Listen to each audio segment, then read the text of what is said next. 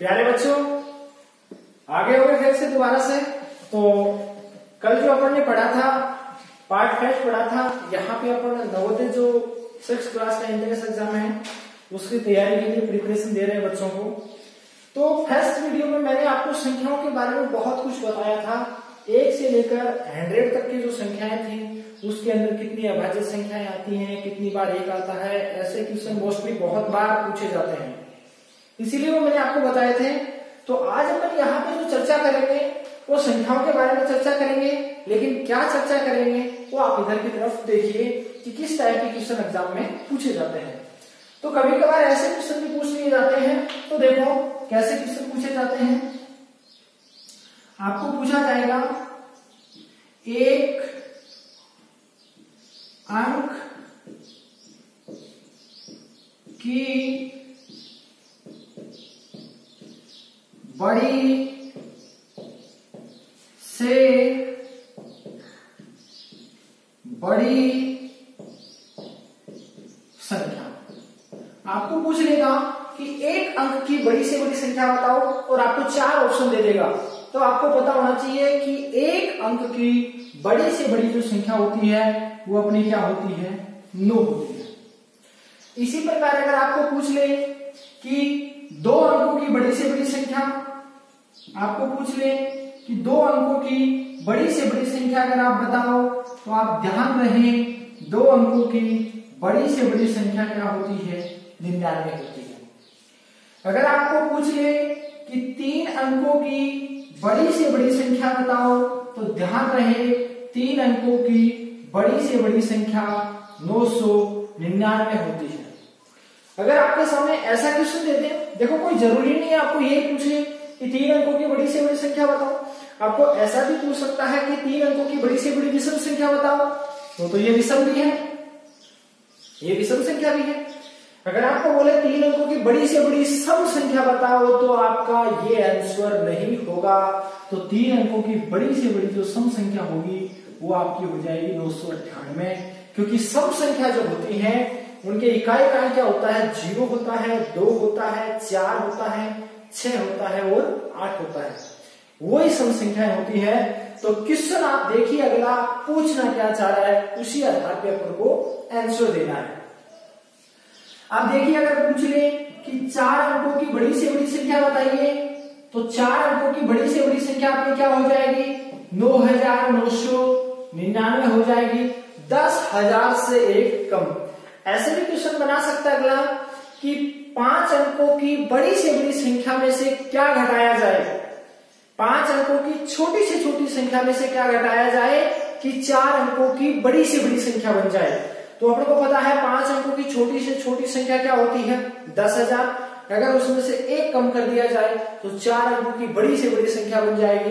तो इस प्रकार के क्वेश्चन अपन को पूछ सकता है। क्वेश्चन बहुत इजी होते हैं, लेकिन कॉन्सेप्ट बेस्ड क्वेश्चन होते हैं, अपना बेसिक क्लियर होना चाहिए।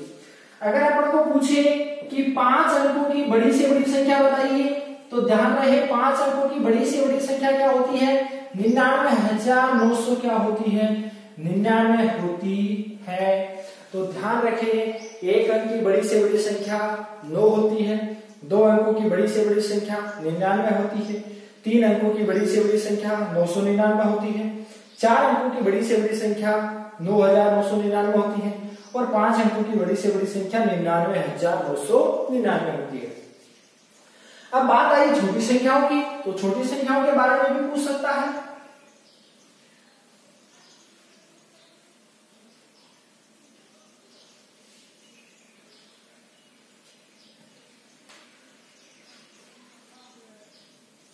तो देखिए छोटी संख्याओं का क्वेश्चन कैसे बना सकता है। क्वेश्चन बनाना अगले के ऊपर डिपेंड है कि वो किसी भी तरीके के क्वेश्चन बना सकता है। तो इधर देखिए आपको पूछ सकता है कि 2 अंकों की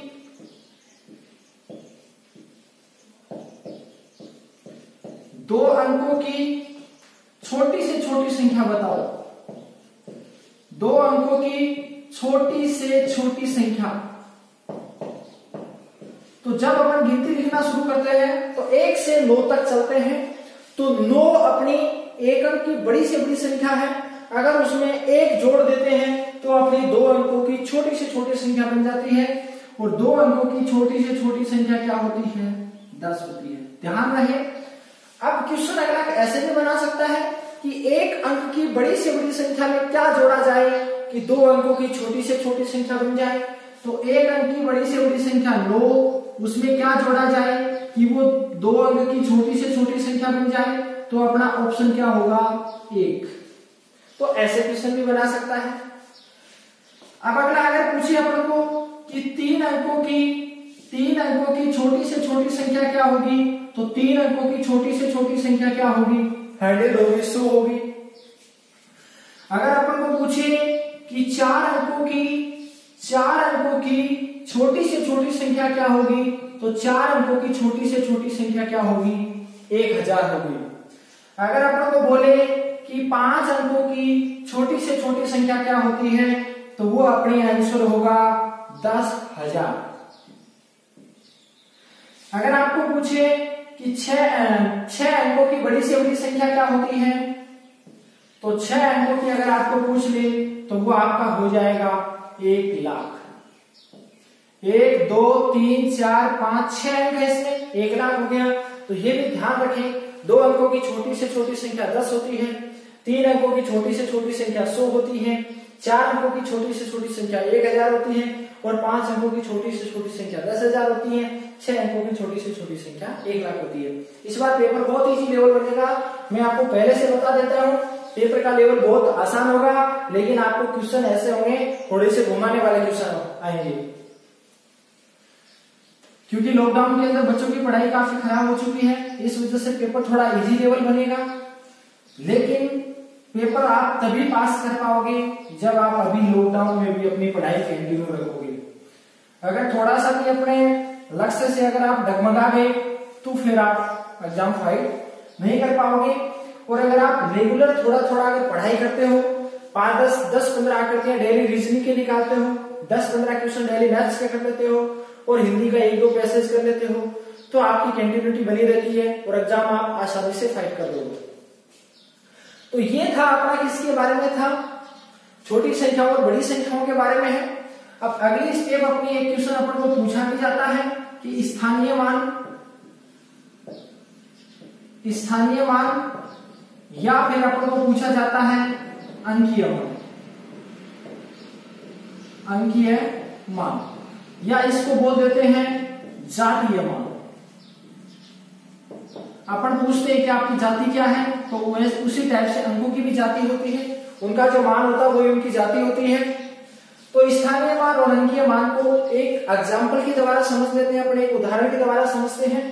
जैसे अपन लिख देते हैं 5 2 0 3। ये एक ऐसा एग्जाम्पल दे दिया और इसके अंदर आपको क्या पूछेगा? आपको यहाँ पे पूछेगा कि 5 का स्थानीय मान बताइए। तो ध्यान रहे, जिस भी संख्या का स्थानीय मान पूछ रहा है उसको आप योगाय लिखें और उसके राइट साइड में दाईं तरफ जितने भी अंक हैं 1 2 3, तो आप 3 क्या लगा दीजिए? 0 लगा दीजिए। तो बताओ 5 का स्थानीय मान यहाँ पे कितना हो गया? 5000 हो गया। दूसरा अगला पूछे, बोला 2 का स्थानीय मान बताओ, तो 2 को आप योगाय लिखिए और आगे कितने अंक हैं? 2 अंक हैं, 2 क्या लगा दीजिए? 0 लगा दीजिए। आगे आपको क्या पूछ रहा है कि 0 तो पहले से है ही और इसके आगे 1 अंक है तो क्या लगा देंगे? 0।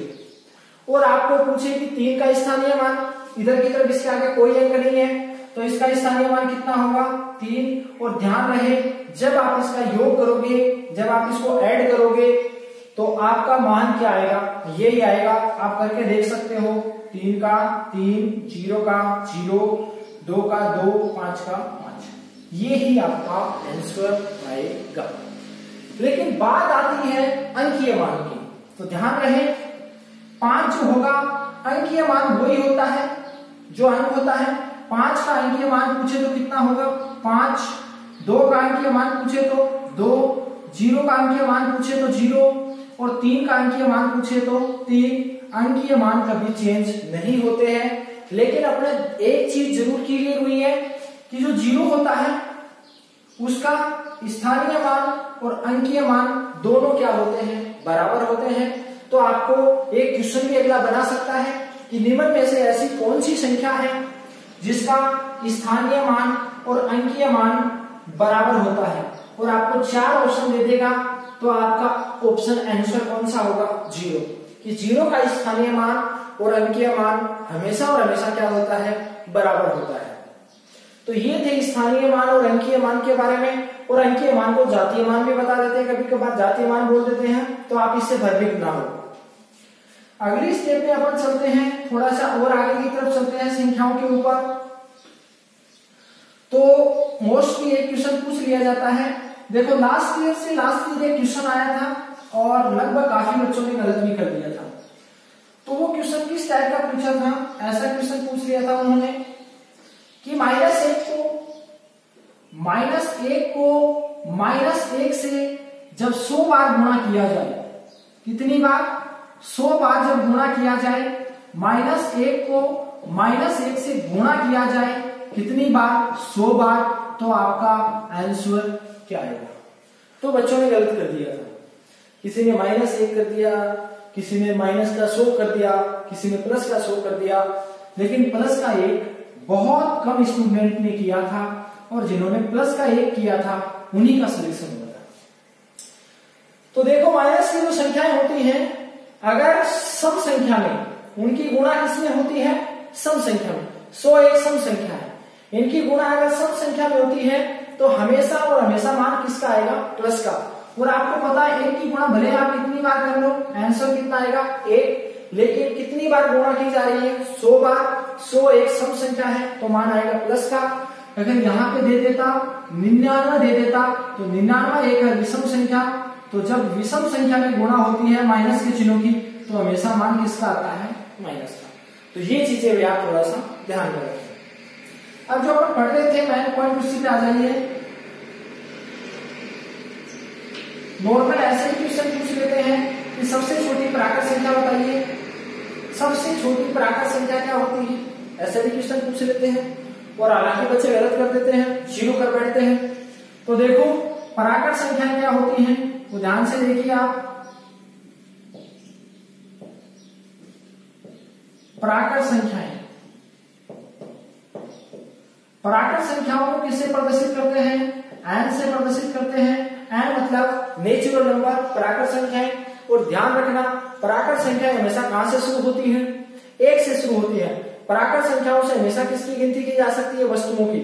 और वस्तुओं की गिनती हम 0 से शुरू नहीं कर सकते। कहां से शुरू करेंगे? 1 से। तो प्राकृत संख्याएं हमेशा कहां से शुरू होती हैं?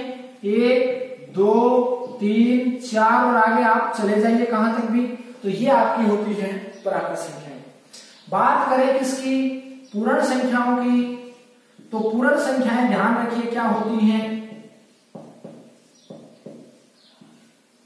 पूर्ण संख्याओं को प्रदर्शित करते हैं किससे? W से। और ये अपनी क्या है? प्राकृत संख्याएं हैं। 1, 2, 3, 4 और आगे चले जाइए, ये अपनी प्राकृत संख्याएं हैं। अगर इनमें 0 को अगर शामिल कर दिया जाए तो ये अपनी बन जाएंगी पूर्ण संख्याएं। तो पूर्ण संख्याएं क्या होती हैं? यदि प्राकृत संख्याओं में 0 को शामिल कर लिया जाए तो वो अपनी पूर्ण संख्याएं बन जाएंगी। पूर्ण संख्याएं कहां से शुरू होती हैं? 0 से शुरू होती हैं। एक आती है अपनी पूर्णांक संख्याएं।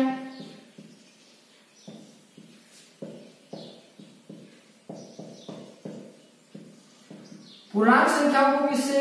z से प्रदर्शित, इंटीजर, लेकिन प्रदर्शित करते हैं z से प्रदर्शित करते हैं, इंटीजर बोलते हैं इनको इंग्लिश में। तो देखिए ये वाली अपनी कौन सी संख्याएं थी? 1, 2, 3, 4, ये अपनी थी प्राकृत संख्याएं। 0 को शामिल कर लिया था तो क्या बन गई थी? पूर्ण संख्याएं। और अगर इसमें माइनस के मान अगर शामिल कर लेंगे तो ये बन जाएंगी अपनी पूर्णांक संख्याएं। तो ध्यान रखना, पूर्णांक संख्याएं हमेशा कहां से शुरू होती?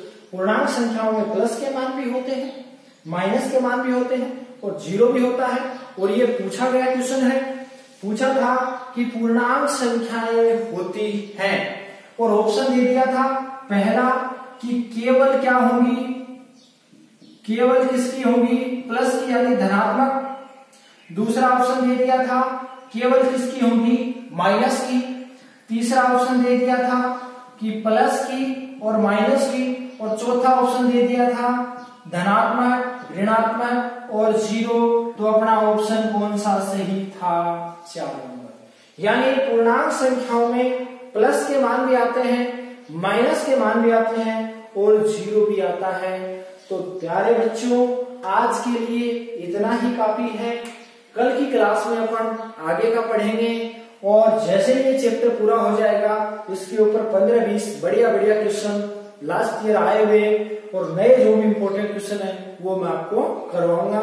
तो आज के लिए इतना ही काफी है। यदि आप चैनल पे नए हैं तो अपने चैनल को लाइक एंड सब्सक्राइब जरूर कर दें। Okay, thank you.